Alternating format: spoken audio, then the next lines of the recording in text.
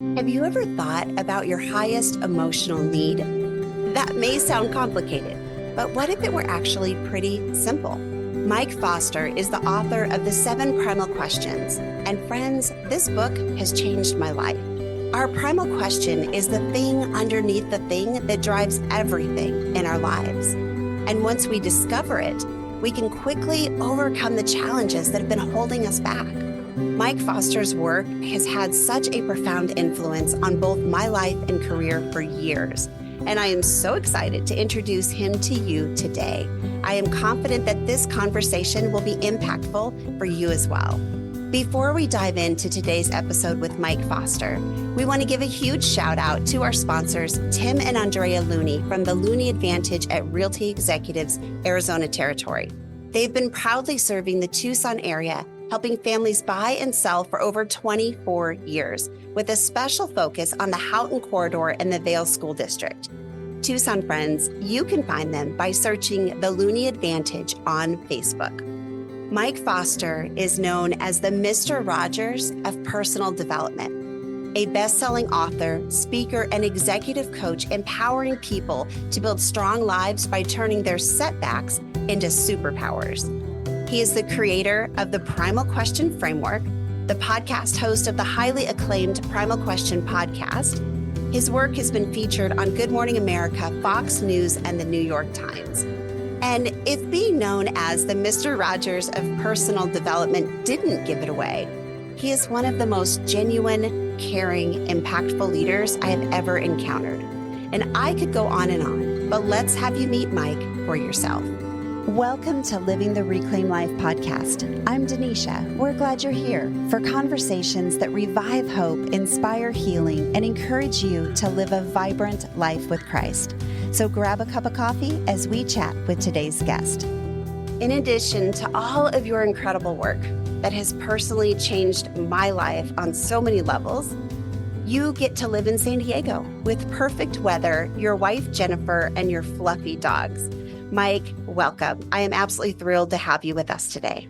Oh, I cannot wait to talk with you and dig into big, important life issues, Denisha. I just been looking forward to this for a long time. So glad to be here. Thank you. I have too. And for people who are listening, if you've been listening for a while, you have definitely heard me quote Mike many times. I have been anticipating this for probably a year now since I found out about Primal Questions, and the wait is finally over. You're one of the most generous people that I know, and I know that my life has really been impacted by your work. So I'm excited for you to impact others as well. Well, thank you. That's very kind of you. And yeah, my whole life mission is just, I want to help people embrace everything that they are as an individual and to see their strengths and their gifts, but also to see their blocks and their limiting beliefs and the things that hold them back. So I think that's for sure where our conversation is going to go today. And I'm excited to dig into it. Me too. What is your mission in life? I've heard you say this and I love it. Well, kind of my basic mission in life is to blow up environments of denial, just like nuke them, to say, listen, and whether that's systems of denial, like we could be an organization that is just living in denial about the facts, about who they are, about how they come across in the community. It could be a church living in denial. I'm working with individuals who, unfortunately, through a lot of pain and trauma, have learned beliefs and coping mechanisms and ways of doing life that is just not accurate or true about them or how the world actually works. And so I actually believe in the work that I'm doing, and whether I'm writing, workshopping, coaching, whatever I'm doing with somebody, it's like, if we can get that person to live in truth, see things as they are, see things accurately, that gives us a lot of power in our lives. Denial, on the other hand, is really just us pretending and trying to grasp on the things that aren't actually going to help us design the type of life that we want. And so we got to blow up the denial, and just simply because it's not helpful. Just like blame. I'm not interested in blame either, because blame doesn't help us. I'm only interested in things that will drive our growth and drive our joy and drive our effectiveness. And I can tell you, denial and blame are not on the menu. Well, isn't that true? It's not always easy, though. I think denial is a place that we like to live oftentimes. Yes. It's a nice, warm, fuzzy place. I understand. Yes, but not overly helpful. Not overly helpful. That's very true. You have been doing a ton of research in the past, well, for a long time, in all the work that you've done, but specifically in the past 4 or 5 years. Tell us Mhm. about that, because you really can't live in denial after you've heard and understand primal questions. So tell us a little bit about the research you've done. Past 5 years, I've been working on trying to understand what drives us, our core drivers, what creates the behaviors and choices of our lives. In this sort of deep dive into the research, over 6,000 hours of one-on-one interviews, we've had 32,000 assessments, 22 group labs, a lot of paying attention, a lot of note taking, a lot of repetition to find really what drives us. Because I have many weaknesses, but one of my major weaknesses and flaws is that I'm impatient. And one of the things that always has bugged me about my own personal development, or even when I'm working with somebody, is that oftentimes the process takes too long. I write about this in the book, this whole concept of branches and roots. I think a lot of times when we're doing personal development things, or we're trying to change our lives, or trying to grow or get healthy in our marriage, whatever the goal might be, that we tend to work by trimming branches of the tree. We're trimming, pruning, and certainly that can have some effectiveness. But the problem is those branches grow back and the problem comes back.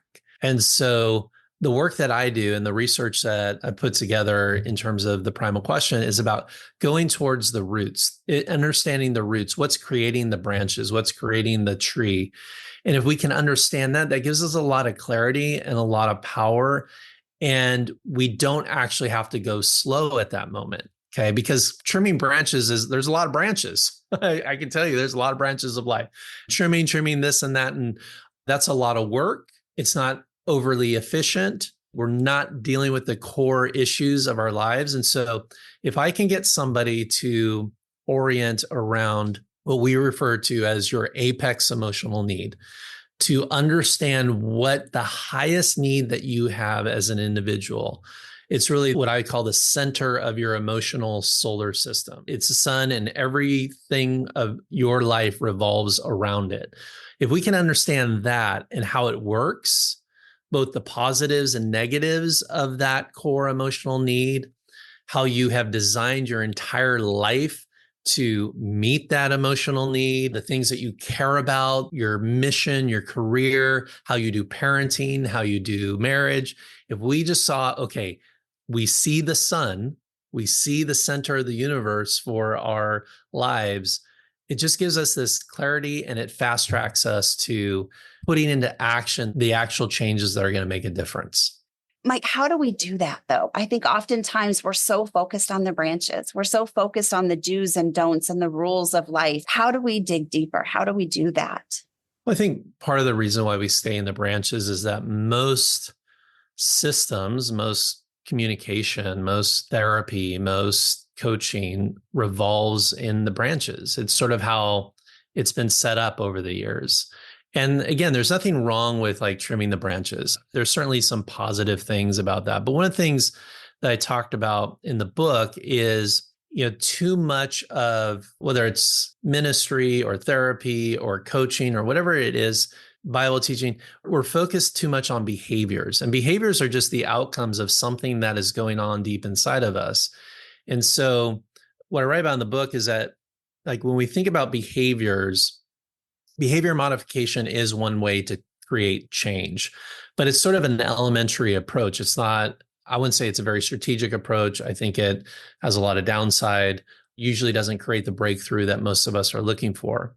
But underneath, so what's driving behaviors? Well, underneath behaviors is our emotions and our feelings. So emotions and feelings are driving our behaviors. For example, a simple example, if I'm feeling anger, you're going to see a particular behavior. Okay. Maybe I'm turning red. Maybe I'm yelling. Maybe I'm acting really frustrated. Maybe I'm, storming around the house, whatever. That emotion is creating a behavior. And sometimes then we go, well, let's figure out our emotions. If we just like be emotionally healthy, then that will be the solution to our life. And even so, if let's say behaviors are the branches, the emotions and feelings perhaps are the trunk of the tree, but there's something actually driving emotions and feelings. And this is, again, the roots. And what's driving emotions and feelings is an unmet need. An unmet need is the starting point of everything. It's the French philosopher Simone Weil said that. She says that all sins are an attempt to fill a void. Okay. And so maybe what I would say is that all behaviors, choices, feelings are because there is an unmet need happening in your life. Okay. And so everything that we do is driven by trying to fulfill that need. Okay. And sometimes we do that in healthy ways, not all the time. In fact, most of the time we do it in unhealthy ways to get that need met. And so if we can get people thinking about, okay, what is the unmet need in me that's driving this emotion and then driving the behavior versus, well, let me change the behavior. Let me stop the emotion. Let's address the unmet need. By the way, if you're a parent, this is good parenting. A lot of parents go, let me just change the behavior. Okay. And you get so frustrated as a parent because your little munchkin keeps doing the same thing over and over again, right? Well, we also know, like, oh, we don't want little Johnny to be so angry or frustrated. And yes, then we try to change the emotion, but that's not good parenting either. Good parenting is understanding the unmet need that is driving the whole system. And so this is a very powerful and somewhat new way of seeing everything. And it really does affect everything too, doesn't it? Oh my gosh, it does. And that's what's so exciting about the primal question is it has impact on everything. And it has the ability, once you understand it, to create massive impact in your life, in your marriage, in your relationships, in your relationship with yourself.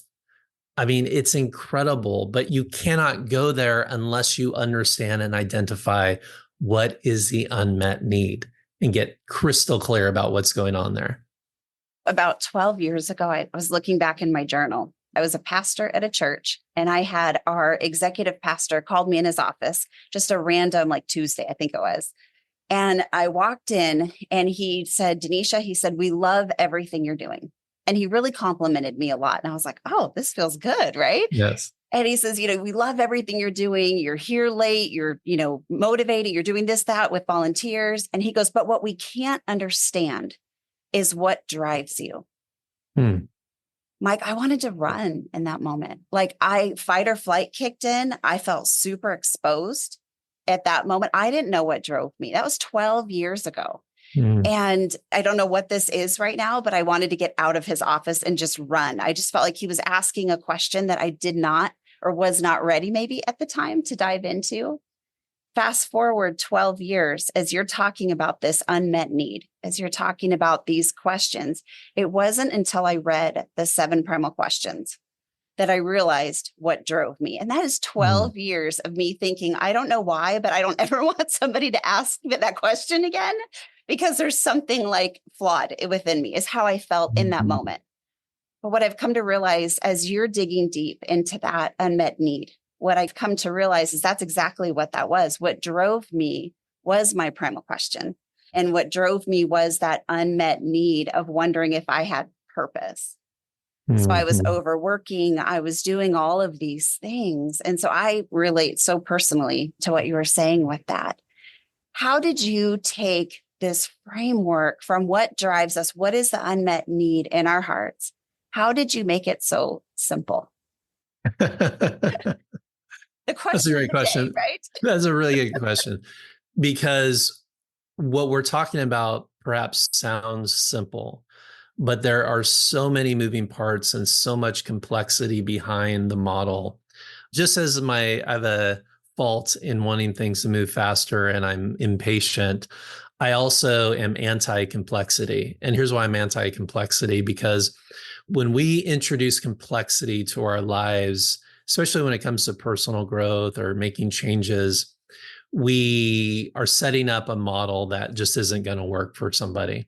simple models have the ability to actually work and propel a person forward. The more complexity or the more steps you add to something, the more likelihood that person is not going to engage with the model and it is not going to work for them. I mean, this is a marketing study and research, but I think it's called the jam experience or the jelly experience, where if you give people the option between two jams, either apricot or strawberry jam, they'll make a decision. They'll choose one or the other. But if you add a third jam in there, apricot, strawberry, and grape, then what happens is the likelihood of people not choosing any jam in the store goes significantly higher. And that's just by adding one additional variable. So a lot of times, and some of your listeners have probably experienced this, where you have this desire, well, to buy jam. Okay, whatever the jam is in your life. I want a new jam here.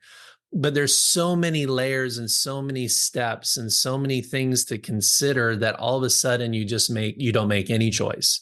You don't make it. You're like, I can't do that. Or you engage in the change that you want to see in your own life, and it's not sustainable because it's too complicated.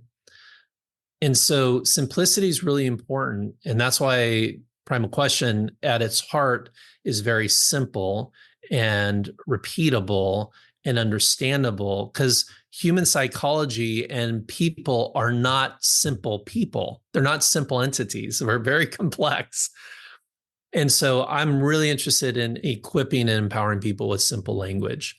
Most of the questions, I always say this, the 7 questions, the 7 primal questions is language that a child would use. Okay. It's not language of adults. It's not language of psychology. It's not language of professionalism. It's actually language that a child would use this language. Am I safe? Am I loved? Am I wanted? These are very basic concepts and basic language, because that's important to the model. Because, Denisha, as you know, most of all of the stuff that we're dealing with in terms of that unmet need goes back to early childhood. And that's what the research shows, is that we are imprinted with our primal question in our early childhood. And it's basically a question that went unanswered or was confusing to us. And so we just continually ask the question. And so, again, human beings are complex, but personal growth and change doesn't have to be. Can you go over the 7 primal questions and what each of them mean for our lives? Yeah, absolutely. So when I started the research and started working and interviewing people around kind of their core apex emotional need, it started with just allowing the individual to choose. The question I asked them was, is there a question, subconscious question, that is driving your life right now? Like at the very root, like go as subterranean as possible into the deepest parts of who you are. And what is the question that you keep asking? And so I got hundreds of different answers. A lot of times there'd be, the same hundreds of questions, narrowed them down to 12, then narrowed them down to 9, and then narrowed it down to 7. And basically these 7 questions represent the 7 core needs of human beings. Okay. So we're all going to have parts of these questions within us, but there's one question or one apex emotional need that drives everything. So question number 1 is the question of, am I safe? And this is the question that deals with protection, physical security, and safety. These folks tend to have grown up and been imprinted with this question because there was a lot of chaos in their early childhood. Sometimes abuse, trauma will imprint this particular question. And so what we would say then for the person who has primal question 1, am I safe, is that your core apex emotional need is safety, okay? And when safety is unmet in you, you are going to do whatever it takes to make sure that need is met, okay? And that's what we call the scramble in the model. So when you get a no to your primal question, am I safe? No, you're not. So you experience something in society, I don't know, COVID, there's a person that is doing things that are unpredictable or chaotic. This person feels unsafe. You could be at a job, a workplace where you don't feel very safe in your job and you feel like you're always going to get fired because the company's not communicating very well. There's just this lack of safety. And so what we do is we go into our scramble, and the scramble is all the ways that we force the answer back to a yes. Okay, well, this is my primal question, my personal primal question. And the reason why I have this question is because there's abuse in my early childhood, trauma. And so one of the ways that I force that answer back to a yes is through hypervigilance and hyper control. And so I'm always thinking about how to exert control over things. And I do this through research, trying to predict everything that might go wrong in a situation. When I go out to eat, I'm always looking where the exits are, just in case there's a fire or a shooter, I have to get out. This is the way a Q1, primal question 1, thinks about life. It's through the lens of safety. And so the scramble is just a way for us to get that need met. Okay. And there's parts of the scramble that can actually be healthy, but there's parts of the scramble that usually look like really destructive coping mechanisms that don't serve us very well. So that's question 1. Question 2 is, am I secure? And this has to do with financial security. Typically, people who grew up in homes that, money was tight. There wasn't, mom and dad were arguing about the bills. You grew up, most of these questions are not necessarily trauma related. They can be like very potent experiences that we have. The way I like to describe it is there's something in the emotional ecosystem of your family that you were experiencing that created some confusion, or it felt like a no to this particular need. So question 2, primal question 2, am I secure? It just could be like mom and dad argued a lot about the bills. It may have nothing to do with you. Or perhaps there's just a simple conversation like Christmas is going to be smaller this year because dad lost his job. Okay. It's these experiences, and it's just kids trying to make sense of the world. And something got off in that connection and something got confused. And so now a child is wondering whether we have enough money, and are we going to be evicted from our place? Are we going to be out on the streets? Again, all the confusion that comes with kids trying to figure out adult lives. And so now you take this into this question, am I secure, into your adult life, and you're super focused on money. You could be very, you're like the cutting coupons all the time. A great story that around this question was Bob Hope, who was this famous entertainer, one of the richest entertainers ever to live, incredibly wealthy, incredibly financially set. But he grew up in a home where it was financially challenging. Parents immigrated to the US. There was a lot of financial strife.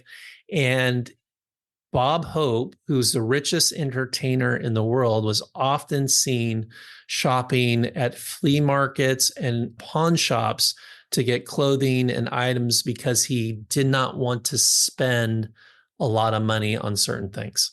Okay. This whole idea of like financial frugality is just in your system because, again, you do not want to run out of money. You do not want to have enough resource to secure yourself. Question 3, am I loved? Basically, this is the need to feel seen and known. These people tend to be incredible people because they just understand what it's like to feel loved, to need love. Love is sort of the defining way of how they go about their lives. And when they don't feel loved, they tend to drop into codependency. They tend to drop into people pleasing. They tend to settle for sloppy seconds in their romantic relationships just because maybe this person is giving you a yes to the am I loved question, but it's maybe not really healthy, mature love that you're getting. So that's question 3. Question 4, am I wanted? This is around belonging, connection, I always say, like, if you're in a marriage, you need to know your spouse's primal question. This is a really important one. I was actually just with a couple last week and we're doing some work around the primal question. And she had the primal question of, am I wanted? And he was not doing a very good job of pursuing her. Okay. And pursuit's a big one for you want to meet that unmet need, pursuit. That's how you say yes to a am I wanted person. But if you're not doing that, if you're not clearly doing that in your relationship, then that's going to feel like a no. And then you're going to have a relationship with your spouse's scramble instead of a relationship with your spouse. Question 5, am I successful? This is typically people grew up in homes where achievement and there was a scoreboard. Okay, there's a scoreboard in your family. There was about winning and losing. And some wires got crossed in terms of what success looked like. And so now you're constantly wondering whether you're successful or not. And this idea of success drives your life. It is at the center of your universe. Failure is not an option for these people. Kobe Bryant's a good example of a Q5. Michael Jordan, Tom Brady, it's where winning is everything. Okay. And certainly there's some upsides to that approach, but there's certainly some downsides to that approach too that we need to be aware of.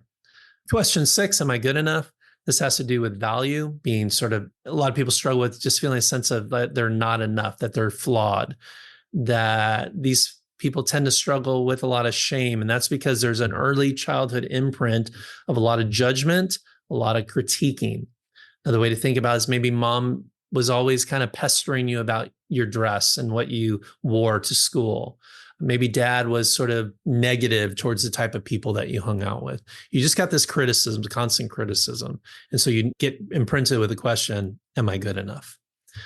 Question 7, which is your question, is do I have purpose? And this is around really impact. And what will send Q7s into their scramble is feeling like they're not doing things that matter, doing things that feel insignificant. And so they tend to be visionaries. They tend to think in big ideas. They make a lot of impact wherever they are, whether it's family, their neighborhood, their workplace, with their friends. They're just impact players because it's all around purpose and impact and doing something significant. So those are the 7 questions. As you're listening through those, Mike, when you got to 7, you started describing 7, my heart started pounding a little bit. I'm like, yes, I can so relate. Yeah. There's so many people I know that I've worked with that when you talk about the 7 different questions, there is one or sometimes 2, but one really that kind of goes, oh, I think that's my question. And I could feel it, even just my heart pounding as you were saying that. I'm like, yes, impact. Yes, let's go do this. Yes. Let's dream this. Yes. Embrace that too, right? If that resonates with you, embrace it because it is the thing that is wanting your attention. It is the thing that is like been calling out to you for some of us decades and saying, will you please meet this need? Will you please tend to this need in a healthy way? It's like, I don't necessarily like the fact that I have the need for safety. Like this isn't something that as an American male, you want to have safety as your need, but I would be a fool to try to think that it wasn't the thing that's driving my life. So let's embrace whatever that thing is that you feel that energy around, and let's utilize it. Let's tend to it. And then let's see how we might utilize it in a really powerful way in our lives. I love all of this. Everything you're saying just is so resonates. It does. I know you've said it. You turn up the lights and you blow away the fog of questions you've been asking for decades in your life. A couple of months ago, I got to teach Primal Questions to about 200 women at a conference. And one of the things, I had a couple ladies actually, after the first night, we introduced it. We had them take the Primal Question quiz, which we'll talk about. And when they found out their primal question, several ladies came up to me. One, I remember specifically, came up and said, last night I was mad at you. And I thought, I said, that's okay. How do you feel today? Yes. Because they discovered that question. What is that? What are we experiencing in that moment? When my executive pastor said, what drives you? And I felt this exposure. When we say your primal question, Mike, is, am I safe? Denisha, yours is, do I have purpose? What is that we're experiencing when we experience a little bit of exposure, a little bit of hesitation to really embrace our question? What is that moment? When I'm working with clients, I always encourage them to pay attention to the resistance. Okay. Because what resistance is showing is a protected place. Okay. It's something that woman was mad at you at the conference, Denisha. It's you had walked into a territory of her heart that she had kept off limits probably for a very long time. She doesn't give access to that part of her. And here you are in your amazing presentation talking about these amazing concepts. You entered into that place and it's like, no, I need to push you out. I need to get you out of here, because that is actually the place of transformation. That is the place of like, and transformation is risk. Transformation can be very scary. And I think for you, when you were sitting in that office, wondering what drives you, that was a question that got into that really that sacred place of you, because it's the deepest part of you. It's almost like the anchor point for your identity and how you see the world. And so we figured out some really good ways to protect that place. Okay. Some of us just like deny it. We deny the need. It's like me going, I don't want safety to be my apex emotional need, but here we are.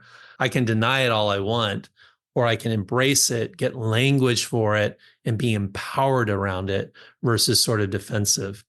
You explain that so well. As we're learning our primal question and we're trying to understand the world, right? We're trying to understand, what does this mean? When we take assessments or questions and we learn something new about ourselves, sometimes it can come and feel like it comes with a list of to-dos. One of the many things that I love about primal questions is you have flipped that to where our question, that same question that I have, do I have purpose? In the last 5 years that we've been in ministry with Reclaimed Story, we've helped start 7 other ministries. And it's not because I knew what I was doing really well. It's because my primal question is, do I have purpose? So if you show me a glimmer of excitement about something in your life that you want to pursue, man, I will help you do it. We're going to go achieve purpose together. And so I love that you explain in your book so well about how we take our question and put it over other people. Yours being safety, right? And what are you doing? You're a counselor, an executive coach. I think you said that people kind of spill their deepest, darkest things to you in the first 5 minutes because you create that environment around you that is safe. How does our question become our superpower? This is really, really important to me. And I really want your listeners to understand this. To have a primal question doesn't mean that there's something wrong with you. It actually means there's something right with you. Okay. The problem is for us not to understand our primal question. And really the bigger problem is the scramble, the unhealthy ways that we go about trying to meet that need. The need is that within the need that you have lies this incredible superpower. And here's what the research shows is that we take our question and we put it on everybody else in the world and assume that they are asking the exact same primal question as we are. And so we have become experts in answering our own primal question with a yes for other people. I'll give you an example. So, Denisha, you would take your primal question of, do I have purpose? And you'd put it over everybody else.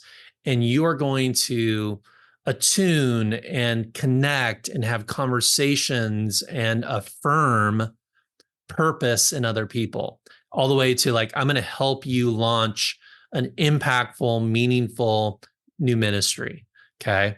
That's just how you're wired to help people. It's what I refer to in the book as your primal gift. So my primal gift is safety. Okay. So I see everybody with the question, am I safe? Now, by the way, everybody has their own primal question. And sometimes it is our same primal question, but a lot of times it's not. There are 6 other questions besides our own, right? But I'm always going to attune to people's safety. I make sure that they feel comfortable, make sure that they feel empowered and in control. Like one of the things I'm always encouraging and telling people, like, you have the accelerator and the brake. That's something I say all the time in coaching or in doing a group exercise. You have the accelerator and brake. That's exactly what a Q1 would say. I want to remind you, I want to say that we're going to go as fast or slow as you want on this. But I am always thinking about how to help people feel safe and protected. And the superpower that comes from that is two things. Number one, people do tell me things all the time that they wouldn't tell anybody else because they feel safe and protected. The other gift that comes out of that with the Q1s is they're great at predicting risk. Okay. So for example, let's say there's tons of Q7s on your team. All right. And Q7s are wired like, let's go change the world. Okay. There's nothing we can't do. The vision, like that's just the way you approach it. Well, that is a beautiful contribution in terms of a strategy meeting. Okay. But you might want to have a Q1 there saying, okay, have we thought about what could go wrong here? And not in sort of this negative Nancy way, but a healthy consideration to some of the risks. And let's have that part of the discussion too. And so every question comes with a powerful gift and a contribution that that person makes around their emotional. Another way to say this in terms of the primal gift, what I need most is the thing that I give away. Oh, that's good. Yeah. Yep. It's so funny that you just said Q1 and negative Nancy. Our director of operations here, her name is Nancy, and she is a Q1.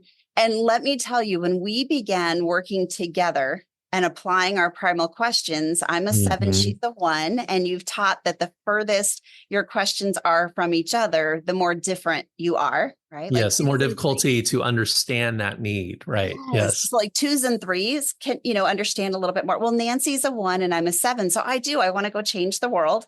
And she jokes that, Denisha, I just have to make sure that you don't make our bank password your dog's name. Like she gets in charge of HR. She's in charge of all the legal stuff that the ministry has.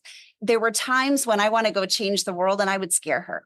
And her scramble was to pull me back and tell me no. And I would say, I feel like I'm chained to my desk right now. And when we knew our primal question, just our working relationship became so much better. And now I really appreciate when she puts the brakes on in my, visionary part. And she now is starting, I think I can speak for her, starting to appreciate the visionary and the impact driven part of me. And that is so true in marriages, in parenting, right? I'm going to think my kids, I have to be careful. One of my sons came back from work and said, Mom, today was such a great day at work. And he said, we got so much done. Well, he's a 5. Okay. So he's an am I successful? And my 7 wanted to go, yes, you go do more, right? You can do more. You're breaking goals and records at work. But I know now that because I understand the primal questions, right? Sitting underneath you as a mentor, that his 5, if I pull out my 7 and tell him he has purpose and he needs to go, I'm going to push him more to be successful. I'm going to push him to break that record the next day, which isn't bad. But what I'm learning to do, I have 4 kids, all different questions, by the way. And I'm learning to, instead of that, I go, that is so awesome. How are you going to celebrate that? Because as a 5, he wants to drive forward and doesn't always stop to celebrate his wins. That's correct. That's correct. There's so many benefits to understanding our primal questions. Mike, when you were talking about superpowers, I have to tell you, I don't think I've shared this with you off the podcast, but one of the moments that I love the most about that conference that I got to do was we gave everybody capes, like superhero, full size, neck to floor capes. And when we talked about our superpower, we had the women in the session just before we had them open the bag that's been underneath their table with these capes. Everybody wanted to know what was in the bag, but we had them write down what their superpower was. And so we took their, am I safe? And said, I am safe. Those ladies that were asking, am I loved? They were able to say, I am loved. And I create environments where people feel loved. Yes. And they wrote this out, each woman. And one of my favorite moments was standing on the side of the stage. We had them declare their superpower. So what they wrote in one session, we had them read it to another woman at their table. And then as they read, I am loved and I create environments that makes other people feel loved. Then the other woman put the cape on them. And what I saw, it was the best moment. 200 women. Wow. It was awesome. It was so fun. What I love, though, is that I saw a lot of women trying to hide their little card with their superpower on it. I saw a lot of women tucking it in their purse, like, I'm not going to participate in this. And there were some other women at the table that said, no, come back. Let's do this. Come here. Where's your superpower? And Mike, as they read it, I watched their posture come up a couple inches. I watched their head get a little bit taller as somebody put a cape on them, acknowledging the gifts that God has given them. And also, called it the 7 yeses. And we really acknowledged that Jesus answers all 7 of those questions with a firm yes. And so I really believe this work is so life-changing. I know it's changed my life in so many ways, from parenting to relationships. And I've seen it in the women that I'm coaching. I've seen it in the women from the conference. This work that you have put 6,000 hours into so many years of your life really is making an impact out there in so many ways. Well, thank you. You describe perfectly what this is all about. The transformational moments, the moving from, trying to tuck our superpower into our purse versus pulling it out and owning it and putting on our cape. And that's why your coaching with your clients is so powerful, because it's one thing to understand something, to have what I just call a revelation moment where the lights come on. It's like, oh, wow. Okay. I think that's 20% of the process. Okay. The revelation and awareness. But what you're talking about and what's happened at the conference, and also what happens in the ongoing coaching work that you do with your clients, is now what? Okay. Because if I simply know something and have that awareness, it's not enough. The primal question is offering this incredible invitation to you as an individual. Do you want to see what's on the other side? And for us to lean into that, to get coaching, to continue these conversations, to be challenged. Like, you can put that card back in your purse, or you can move into the discomfort of just owning what is actually true of you. That's what good coaching does. That's, Tanisha, what I know you're doing with your clients, is moving them from this place of revelation to application. And it is in the application where the fun really starts. That's so true. That now what question is it was about a year ago when I came across your book, and you've probably been one of the top 3 most impactful leaders in my life, just from a distance. And back to the days of People of the Second Chance, Rescue Academy. When I worked at church, I ran all of our volunteers through Rescue Academy because I thought, sometimes we say dumb things, and Rescue Academy just taught you to just really help hurting people. And so to this day, fast forward, I think it's been 8 years or so, even our ministry now, all of our volunteers go through Rescue Academy. So I have been following you. You have had an impact in my life for a really long time. But when I got a hold of the 7 Primal Questions, and then I got an email from you that said, hey, if you want to be a coach. Well, I was already coaching for 3 years. I've been coaching with different organizations, but never really have promoted it as a one-on-one. And it was trauma informed. But when I got a hold of 7 Primal Questions, and then you said, hey, come hang out with me for 4 hours a week, I thought, yes, I am here for this. So I was so excited just to sit underneath you and learn more about the Primal Questions. So thank you for offering also your certification program, because that has been such a tool in our ministry here at Reclaim Story, in our toolbox, to be able to help people go through the assessment, go through, like you said, the application, the work of it. And it's really fun. It doesn't have to be scary. I'm no longer afraid if someone says, what drives you? I'm like, let me tell you. Let me tell you. Exactly. Here's the question that drives me. So all of that, Mike, thank you. Thank you for what you've put out in the world. Thank you for deploying your superpower out in the world, because it's really made a difference in my life. And this is such a moment for me to share you personally with our listeners, as I've been working kind of behind the scenes since January with you and your team, and getting certified as a Primal Question coach. So I get to add that to my toolbox, both personally in my business, in Reclaim Story. And you are a fantastic coach, Tanisha. There's lots of different people in the program. There's lots of different coaches out there. You have this incredible ability. I think you hold that space for just incredible empathy and love and great listening heart, right? But the other part of it is that strategy, application. That's that visionary part of you, is being able to see like the way forward for people and help bring that forth in terms of a coaching session. And I know your clients would say this about you. Maybe I should become one of your clients. They're lucky to work with you. And you're so gifted and talented at this. And I love the fact that you have this additional part of your coaching that you work now with clients and helping them understand their primal question. And yeah, I just love that you were a part of the certification program. Well, thank you for building the road that we got to start walking down. It's been an amazing experience. Well, Mike, I know people are going, what is my question? How do I find this out? Where can I get this book? Tell us, how do we find Mike Foster off of this podcast? Easiest step is primalquestion.com, which is our website. And on the website, the assessment is there. You can take the assessment. It takes about 5 minutes. If you haven't discovered what your primal question is, there's a little coaching video that you'll get at the end, a little report. So primalquestion.com. There's also some other resources, videos about how primal question impacts romantic relationships, parenting, some courses there that if you're interested in pursuing the subject further. And then I guess the second part would be Amazon.com.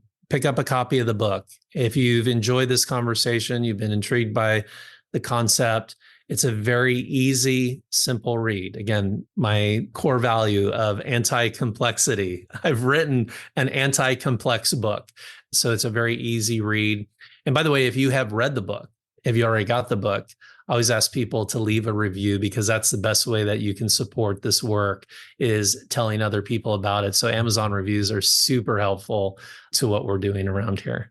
Oh, so good. And I know a lot of our listeners will have gotten the book from the conference. So that's awesome. And we can also find you put some really rich content out on Instagram. So Mike Foster 2000.